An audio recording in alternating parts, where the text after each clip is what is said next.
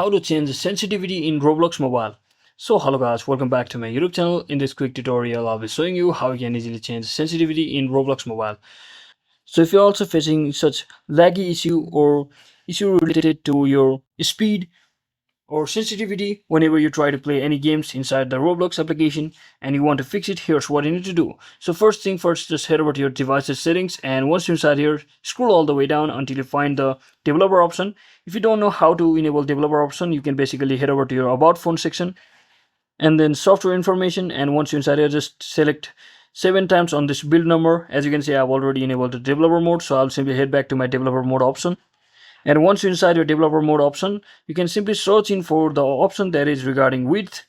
So just head over to the option that is minimum width. So from over here, just tap on this, and now here's what you need to do.